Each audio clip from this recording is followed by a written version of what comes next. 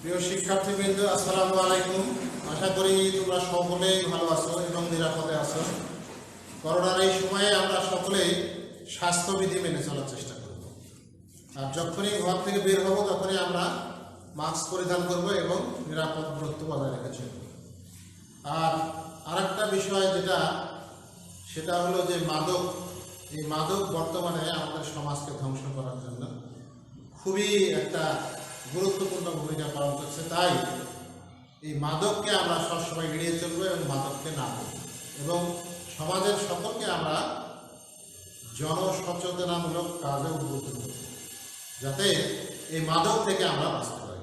তো ঠিক আছে, ধন্যবাদ সকলকে। আমি আজকে নবম দশম শ্রেণীর বাণিজ্য বিভাগের হিসাব বিজ্ঞান বিষয়ের অষ্টম অধ্যায় অর্থাৎ নবদান বই, এখান থেকে ইতিপূর্বে আমরা ক্লাস নিয়েছি এবং তোমাদেরকে ক্লাস দেখিয়েছি। তা আজকে আমরা দুঘরা নবদান বই আজকে একটা প্রস্তুত করব।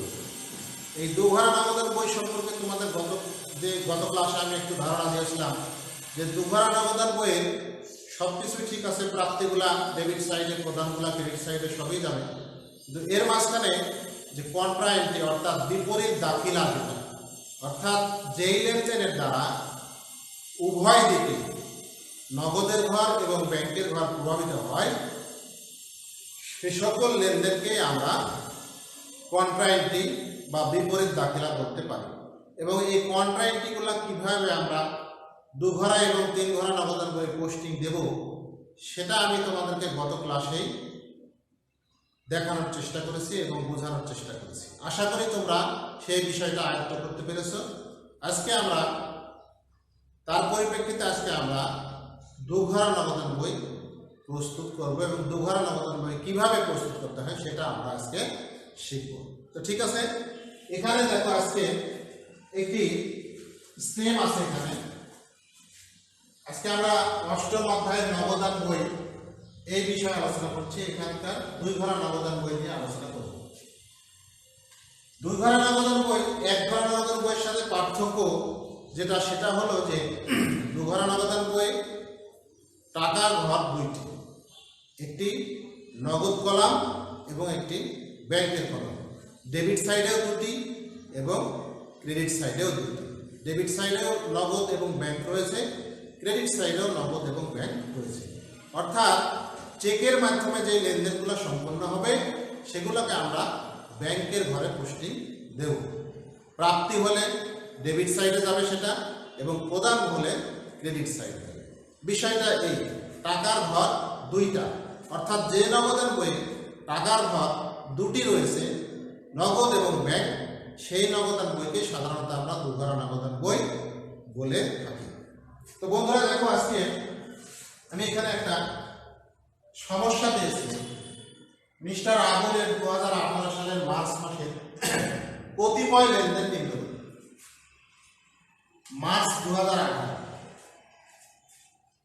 মার্চ 1 তারিখ হাতে নগদ 50,000 টাকা ও ব্যাংক জমা 40,000 টাকা। মার্চ 3 পণ্য ক্রয় নগদে 20,000 টাকা ও চেক দ্বারা 10,000 টাকা।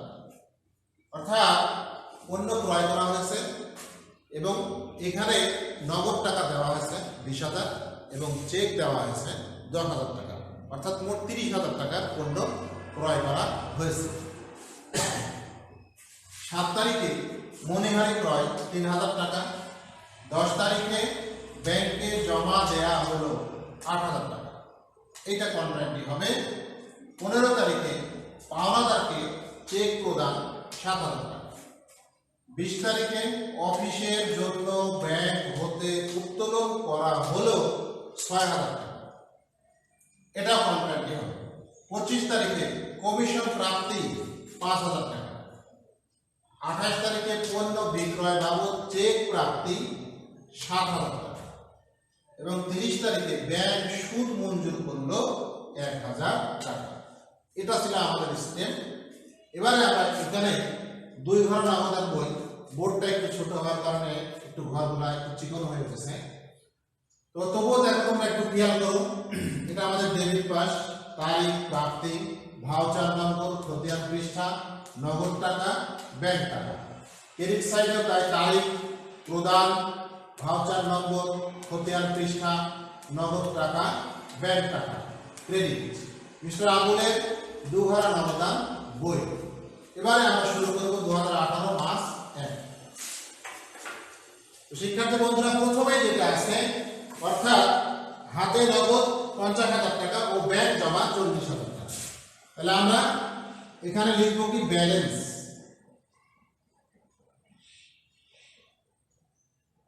Balance BD. নগদটা নগদের ঘরে 50,000 টাকা আর ব্যাংকের ঘরে 40,000 টাকা। এবারে দেখো 3 তারিখে পণ্য ক্রয়, নগদে 20,000 টাকা, চেক দ্বারা 10,000 টাকা। ক্রয় করলে টাকা চলে যায় বিধায় ক্রেডিট সাইডে এসো, তারিখ দাও 3 তারিখ। এখানে ক্রয় হিসাব,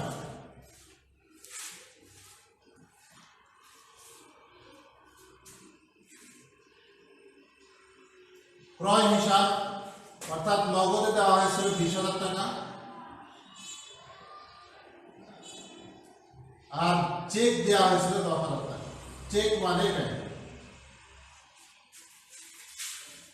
এবারে মনিহারি ক্রয়, মনিহারি ক্রয় করা হয়েছে, টাকা চলে গেছে, তাহলে ক্রেডিট সাইডে অবশ্যই বসবে মাস 7 তারিখ মনিহারি হিসাব।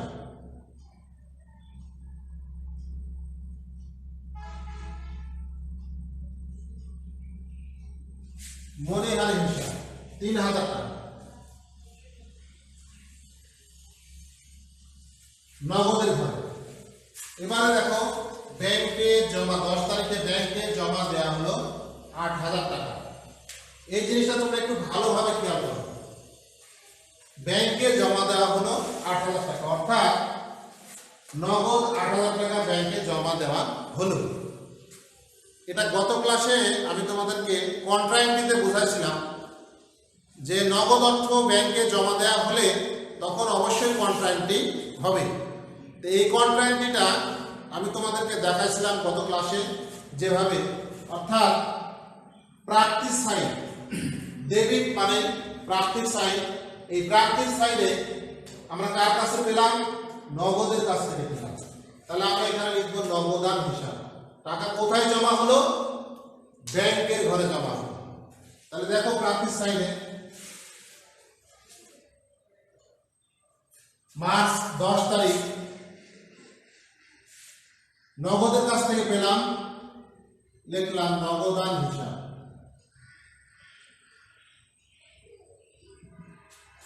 এবারে টাকাটা ব্যাংকের ঘরে জমা হলো, নগদ টাকা ব্যাংকের ঘরে জমা হলো বিধায় ব্যাংকের ঘরে আমরা পোস্টিং দেখাবো।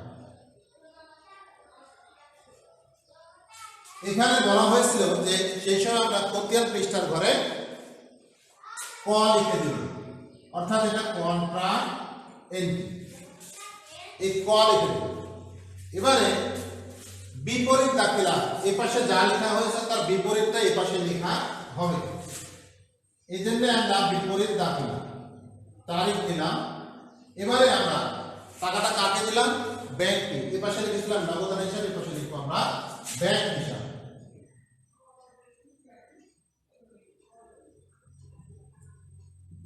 ব্যাংক হিসাব কোন ঘর থেকে টাকা চলে গিয়েছে? নগদের ঘর থেকে টাকা চলে গিয়েছে।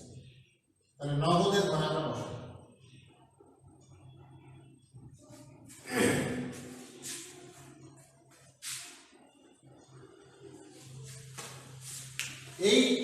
এই পোস্টিংটা তোমরা আবারও খেয়াল করো। ব্যাংকে জমা দেয়া হলো 8,000 টাকা। ডেবিট সাইড মানে আমার প্রার্থীর সাইড, তারিখ দিলাম, কার কাছ থেকে ব্যাংকের ঘরে জমা হলো, কার কাছ থেকে পাওয়া গেল? নগদের কাছ থেকে। সেজন্য লেখা হলো নগদান হিসাব। কন্ট্রাইন্টি টাকা ব্যাংকের ঘরে জমা। এপাশে কাকে টাকা আমরা দিয়ে দিলাম? ব্যাংক কলামকে টাকা দিয়ে দিলাম। কোন কলাম থেকে টাকা দিলাম? নগদ থেকে টাকা দিলাম। তাই ব্যাংক হিসাব, কন্ট্রাইন্টি টাকা নগদের ঘর থেকে চলে গেল। ক্লিয়ার? এভাবে আমরা পরের গুলা দেখি। এবার 15 তারিখে পাওনাদারকে চেক প্রদান 7,000 টাকা প্রদান উল্লেখই রয়েছে, অতএব এটা প্রশ্ন দিতে কোনো সমস্যাই নাই। 15 তারিখ কাকে দিলাম? পাওনাদার, যাকে দিলাম তার নাম,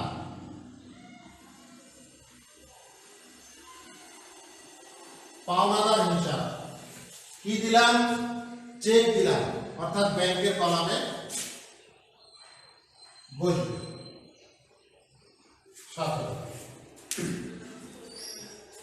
এবারে দেখো 20 তারিখে বলছে অফিসের জন্য ব্যাংক হতে উত্তোলন করা হলো 6,000 টাকা। আবার খেয়াল করো, অফিসের জন্য।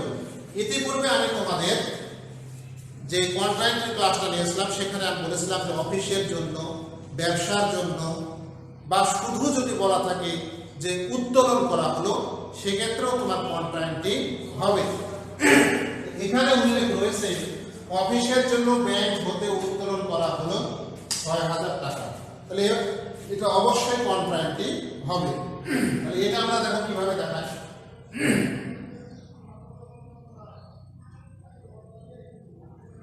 20 তারিখ এবারে কার কাছ থেকে পেলাম? প্রাপ্তির সাইড, ডেবিট মানে প্রাপ্তির সাইড, ব্যাংকের কাছ থেকে পেলাম। তাহলে যার কাছ থেকে পেলাম তার নাম, ব্যাংক হিসাব, কন্ট্রাক্ট, টাকা ব্যাংক থেকে উঠে এসে কোথায় ঢুকলো? নগদের ঘরে। তাহলে টাকা নগদের ঘরে 6,000। এবার বিপরীত দেখে, অর্থাৎ এই পাশে আমরা ডেবিট সাইডে যা লিখেছি তার বিপরীত কথা আমরা ক্রেডিট সাইডে লিখব। 20 তারিখ এই পাশে লিখেছিলাম আমরা ব্যাংক হিসাব, এখানে আমরা লিখব নগদান হিসাব। কাকে টাকা দিলাম? ব্যাংক থেকে নগদকে দিলাম, তো যাকে দিলাম তার নাম, নগদান হিসাব।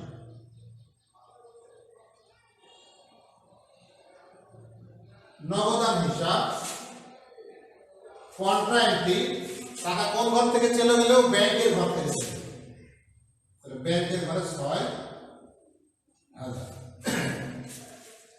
বন্ধুরা তোমরা আরো ভালোভাবে খেয়াল করো। 20 তারিখে অফিসের জন্য ব্যাংক হতে উত্তোলন করা হলো 6,000 টাকা। এবারে দেখো 20 তারিখে আমরা ডেবিট সাইডে আসি, অর্থাৎ প্রাপ্তির দিকে, যার কাছ থেকে পেলাম তার নাম। 20 তারিখ কার কাছ থেকে পেলাম? ব্যাংক কলাম থেকে পেলাম।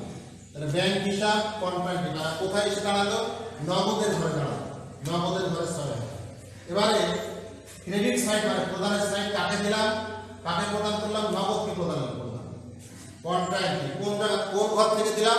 ব্যাংকের ঘর থেকে টাকা চলে গেল বা ব্যাংকের ঘর থেকে দিয়ে দিলাম। ক্লিয়ার? এবারে পরবর্তীটা দেখো 25 তারিখ কমিশন প্রাপ্তি 5,000 টাকা। কমিশন প্রাপ্তি দেখো উল্লেখই রয়েছে, অতএব আমাদের পোস্টিং দিতে কোনো সমস্যা নাই। আমরা প্রাপ্তির দিকে আসি, অর্থাৎ ডেবিট সাইডে আমরা আসি। 25 তারিখ কি আছে? কমিশন হিসাব।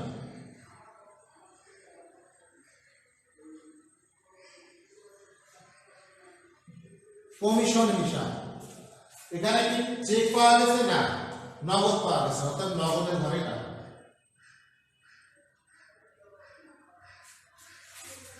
এবারে দেখো 28 তারিখ পণ্য বিক্রয় বাবদ চেক প্রাপ্তি। পণ্য বিক্রয় করা হলো, চেক পাওয়া গেল। চেক পেলে, চেক মানে ব্যাংক, চেক মানে ব্যাংক, চেক প্রাপ্তি, যেহেতু প্রাপ্তি উল্লেখই রয়েছে অতএব আমরা ডেবিট সাইডে বসাবো। 28 তারিখ বিক্রয় হিসাব। 28 তারিখ বিক্রয় হিসাব, চেক পাওয়া গেছে, অর্থাৎ ব্যাংকের ঘরে 7,000 টাকা।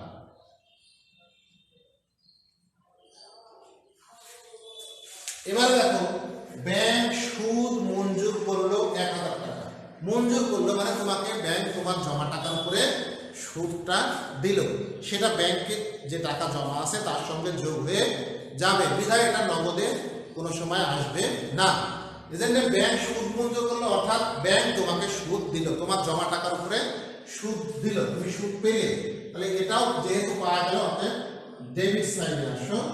30 তারিখ ব্যাংক সুদ হিসাব।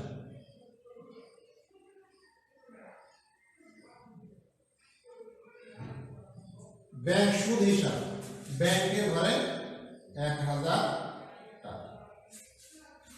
এবারে আমাদের পোস্টিং এর লেনদেনগুলোকে আমাদের পোস্টিং এর কাজ শেষ। এবারে আমরা দুই পাশের যোগ ফল টানবো এবং সেখান থেকে যোগ বিয়োগ করার মাধ্যমে আমরা ব্যালেন্স অর্থাৎ জেরটা বের করার চেষ্টা করব। তাহলে শিক্ষার্থী বন্ধুরা দেখো, স্বাভাবিকভাবে দেখা যাচ্ছে টাকার অঙ্ক দেখলেই বোঝা যাচ্ছে যে ডেবিট সাইডে আমাদের টাকার অঙ্ক বেশি, অর্থাৎ ডেবিটটা আমরা আগে যোগ করে নিচে নামাই।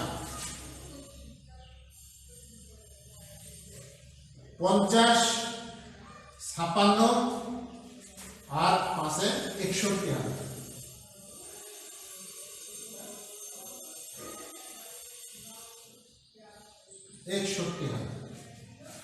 এখানে একটু লেখাটা জটিল হয়ে গেল, আমরা আবার লিখি।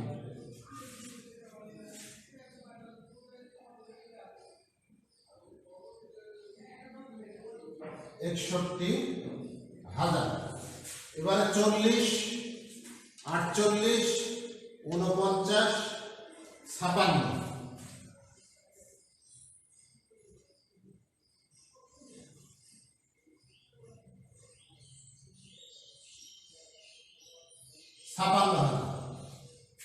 এপাশে আমাদের হয়ে গেল। এবার এগুলাকে আমরা টাকার অঙ্কগুলোকে আমরা এখানে বসাই।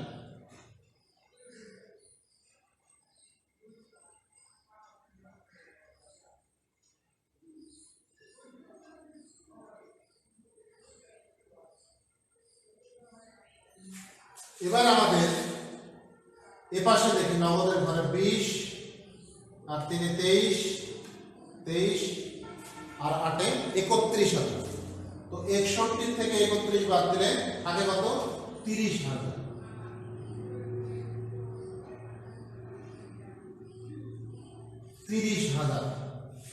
এবার এখানে 10, 7-এ 17, 17 আর 6-এ 23, অর্থাৎ 56 থেকে 23 বাদ দিলে যেটা দাঁড়ায় সেটা আমরা বের করি।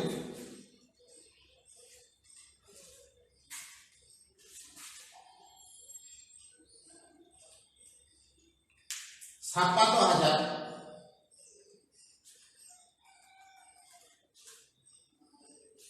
মাইনাস 23,000,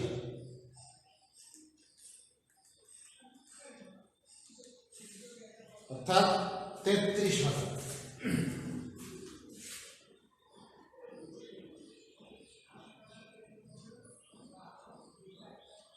তাহলে আমাদের ব্যালেন্সটা বের হলো, অর্থাৎ মার্চ মাসের শেষ তারিখ 31 তারিখ,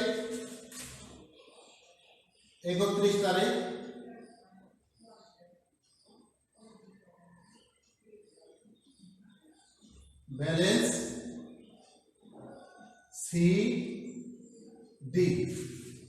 সিডি, নগদের ঘরে ব্যালেন্স 30,000 আর ব্যাংকের ঘরে ব্যালেন্স 33,000। এবারে শিক্ষার্থী বন্ধুরা আমরা এই পাশে নিয়ে আসি ব্যালেন্সগুলোকে। পরের মাস, মার্চের পরে এপ্রিল মাস।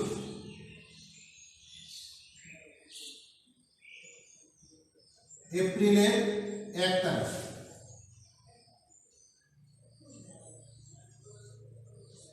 ব্যালেন্স বিডি, নগদের ঘরে 30,000, ব্যাংকের ঘরে 33,000। এই আমাদের কাজ, দুঘরা নগদের বইয়ের কাজ আমাদের শেষ। এবারে তোমরা একটু ভালোভাবে খেয়াল করো, আমরা আরো একবার পোস্টিংগুলোকে দেখি যে আমাদের পোস্টিংগুলো সবগুলা ঠিকঠাক আছে কিনা। এখানে আমরা উদ্দীপকটা দেখি মিশরা আমলের 2018 সালের মার্চ মাসের কতিপয় লেনদেন নিম্ন রূপ। 2018 মার্চ 1 তারিখ হাতে নগদ 50,000 টাকা ও ব্যাংক জমা 40,000 টাকা। সেক্ষেত্রে আমরা ডেবিট সাইডে আসবো। মার্চ 1 তারিখ balance BD, balance B oblique D, নগদের ঘরে 50,000 টাকা, ব্যাংকের ঘরে 40,000 টাকা। 1 তারিখের কাজ শেষ। এবারে 3 তারিখ পণ্য ক্রয় নগদে 20,000 টাকা ও চেক দ্বারা 10,000 টাকা। ক্রয় করলে টাকা চলে যায়, প্রদান করা হয়। ক্রেডিট সাইডে আসলাম, 3 তারিখ ক্রয় হিসাব, নগদের ঘরে 20,000, ব্যাংকের ঘরে 10,000। এবারে 7 তারিখ মণিহারি ক্রয় 3,000 টাকা। মণিহারি 7 তারিখ ক্রেডিট সাইডে, যেহেতু খরচ হিসাব, মণিহারি হিসাব 3,000 টাকা। এবারে ব্যাংকে 10 তারিখে ব্যাংকে জমা দেওয়া হলো 8,000 টাকা।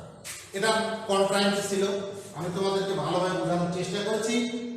10 তারিখ নগদান হিসাব, কন্ট্রাক্টটি ব্যাংকের ঘরে টাকা, অর্থাৎ ডেবিট সাইডে প্রাপ্তির দিকে আমরা কিভাবে বসালাম, যার কাছ থেকে পেলাম তার নাম, অর্থাৎ নগদানের কাছ থেকে পেলাম নগদান হিসাব, টাকাটা কোথায় জমা হলো, ব্যাংকে জমা হলো। এবারে বিপরীত দাখিলা, অর্থাৎ এই পাশে যে দাখিলাটা দিয়েছে তার বিপরীতটা এই পাশে হবে। 10 তারিখে আমরা এখানে লিখেছিলাম নগদান হিসাব, এখানে লিখলাম ব্যাংক হিসাব। কন্ট্রাক্টটি এখানে লিখেছিলাম টাকা ব্যাংকের ঘরে, এখানে নগদের ঘরে, অর্থাৎ নগদ থেকে টাকাটা চলে গেছে ব্যাংকের কাছে। এবারে 15 তারিখ পাওনাদারকে চেক প্রদান 7,000 টাকা। তাহলে প্রদান উল্লেখ কি হয়েছে, 15 তারিখ পাওনাদার হিসাব ব্যাংকের ঘরে 7,000 টাকা, চেক অর্থাৎ ব্যাংক। এবারে 20 তারিখে দেখো অফিসের জন্য ব্যাংক হতে উত্তোলন করা হলো 6,000 টাকা। অফিসের জন্য ইতিপূর্বেই আমি বলেছিলাম, অফিস হোক, ব্যবসার প্রয়োজনে হোক, কারবারের প্রয়োজনে হোক, যে কোনোভাবে ব্যাংক থেকে উত্তোলন করা হলে সেটা কন্ট্রাক্টের ভিতরে যাবে, যদি সেখানে উল্লেখ না থাকে যে ব্যক্তিগত প্রয়োজনে ব্যাংক থেকে উত্তোলন, এই কথা যদি উল্লেখ না থাকে তাহলে সেটা কন্ট্রাক্টে হওয়ার সম্ভাবনা সবচেয়ে বেশি। সেক্ষেত্রে আমরা 20 তারিখে কার কাছ থেকে পেলাম, ব্যাংকের কাছ থেকে পেলাম। কাকে দিলাম, নগদকে দিলাম। ব্যাংক হিসাব কন্ট্রাক্টে টাকা নগদের ঘরে ঢুকলো। এপাশে দেখো নগদান হিসাব, কন্ট্রাক্টে টাকা ব্যাংকের ঘর থেকে চলে গেল। এবারে তার পরেরটা আসুন, 25 তারিখ কমিশন প্রাপ্তি 5,000 টাকা। যেহেতু প্রাপ্তি, ডেবিট সাইডে প্রাপ্তির ঘরে কমিশন হিসাব 5,000 টাকা। এবারে পণ্য বিক্রয় বাবদ চেক প্রাপ্তি 7,000 টাকা। পণ্য বিক্রয় করেছো, তার জন্য চেক দিয়েছে তারা, যারা কিনেছে তারা চেক দিয়েছে, সেটা পাওয়া গেছে বিধায়ক প্রাপ্তির ঘরে। 28 তারিখ বিক্রয় হিসাব, চেক পাওয়া গেছে ব্যাংকের ঘরে। এবারে ব্যাংক সুদ মঞ্জুর করলো 1,000 টাকা। ব্যাংকে জমা টাকা থাকলে তার উপরে সুদ পাওয়া যায়, তো সেই সুদটা ব্যাংক কখনোই নগদে দেয় না, ব্যাংকে জমা যে টাকা রয়েছে তার সঙ্গে যোগ করে দেয়। অর্থাৎ এক্ষেত্রে ব্যাংক অ্যাকাউন্টটা তোমার বৃদ্ধি পায়, ব্যাংক হিসাবটা বৃদ্ধি পায়, বিধায় ব্যাংক সুদ হিসাব ব্যাংকের ঘরে টাকা। এবারে আমরা এ পাশে যোগ করলাম 50, 57 আর পাশে 61,000 টাকা, 40, 48 আর সাথে 55 আর একে 56,000 টাকা। এ পাশে আমরা দুটো নিচে বসালাম। এবার এই পাশে আমাদের পূর্ণ হতে যত টাকা লাগে সেটা আমরা বের করলাম। ব্যালেন্স সিডি 30,000 টাকা, ব্যালেন্স সিডি 33,000 টাকা। অতএব বন্ধুরা, আমাদের 2 ঘর নগদান বই, মিস্টার আবুলের 2 ঘর নগদান বই প্রস্তুত হয়ে গেল। তো সেক্ষেত্রে আমরা গত ক্লাসে যে আলোচনাটা করেছিলাম কন্ট্রাক্টের বিষয়টা, সেটা এখানে আমি তুলে ধরার চেষ্টা করেছি এবং বোঝানোর চেষ্টা করেছি। আশা করি তোমরা বুঝতে পেরেছো এবং এইটা নিয়ে তোমরা বাসায় আরো বেশি প্র্যাকটিস করবে। যত তুমি অনুশীলন করবে ততই তুমি মজবুত হবে। এজন্য শিক্ষার্থী বন্ধুরা, এই করোনার এই সময়ে আমরা ঘরে বসে আমাদের শিক্ষা বিষয়ক বিষয়গুলো নিয়ে আমরা বেশি চর্চা করব, যাতে করে আমরা বেশি বেশি শিখতে পারি। তো সকলকে ধন্যবাদ দেওয়ার আগে আমি এই কথাটা আবারও বলবো যে আমরা করোনার যে স্বাস্থ্যবিধি রয়েছে সেগুলো আমরা মেনে চলার চেষ্টা করব এবং মাদককে আমরা না বলব। তো এবারে আমি শেষ করলাম। সকলকে ধন্যবাদ, সবাই ভালো।